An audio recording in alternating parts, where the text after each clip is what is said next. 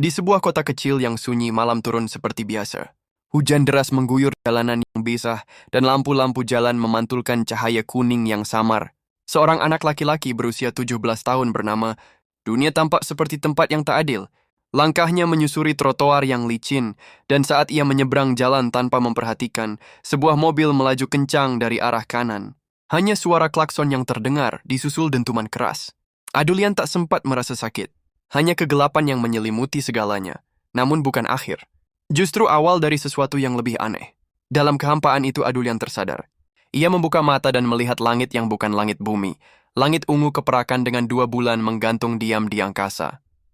Di sekelilingnya hutan raksasa dengan pepohonan aneh menjulang tinggi. Tanah di bawahnya bukan aspal, melainkan rerumputan tebal dan tanah lembab yang asing. Tubuhnya terasa ringan. Ia menatap tangannya, bersih, muda, dan berbeda. Pakaiannya adalah jubah lusuh berwarna coklat yang menggantung di tubuh kecilnya. Suara bergema terdengar dari langit, bukan suara manusia. Selamat datang, jiwa yang hilang dari duniamu. Adulian menoleh ke segala arah. Tak ada siapa pun. Aku adalah Silian, penjaga batas antara dunia. Kau telah terpilih untuk terlahir kembali di dunia Varitral, tempat di mana sihir bukan sekadar legenda. Di hadapannya muncul bola cahaya biru, melayang pelan dan berkilau lembut. Kau mati, Adulian. Tapi semesta memberikanmu kesempatan baru. Sebagai penyihir pemula, nasibmu akan kau tentukan sendiri. Tapi ingat, dunia ini keras. Jika kau lemah, kau akan binasa. Tanpa sempat bertanya, cahaya itu masuk ke dalam dadanya. Sakit tubuhnya membeku. Tiba-tiba seluruh pikirannya dipenuhi informasi.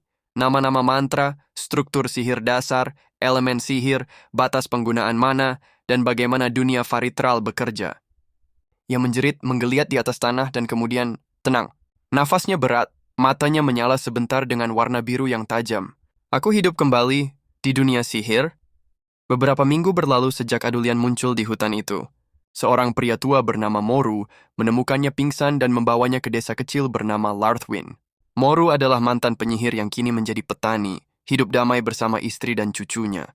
Adulian tinggal bersama Moru, belajar hal-hal dasar, menanam, memanah, dan memahami kehidupan di desa. Tapi batinnya resah, ia bukan orang biasa.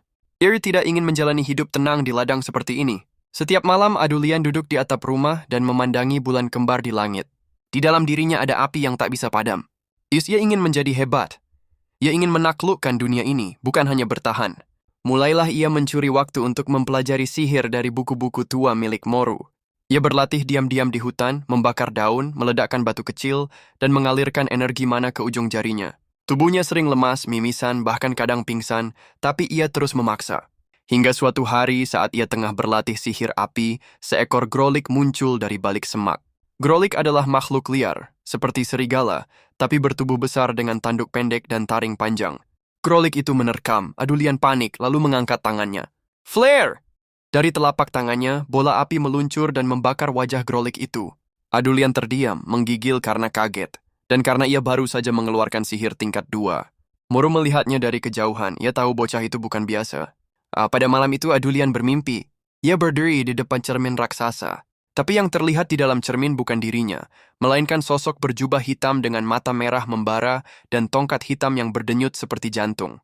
Sosok itu berbicara, "Apa kau siap menerima kekuatan yang bahkan para dewa pun takutkan?" Adulian menatap pantulan itu. Tidak menjawab, cermin itu mulai retak. Suara itu kembali terdengar. Jika kau ingin menjadi penguasa di dunia ini, kau harus mengorbankan lebih dari sekadar tubuhmu. Jiwamu akan berubah. Hatimu akan hilang. Adulian terbangun dengan keringat dingin. Tapi bukan ketakutan yang tersisa, melainkan rasa penasaran dan ambisi. Aku tidak akan mati sia-sia lagi. Dunia ini akan tunduk padaku. Itu adalah malam terakhir Adulian sebagai bocah biasa. Dan awal dari perjalanan menjadi sosok yang akan mengguncang Varitral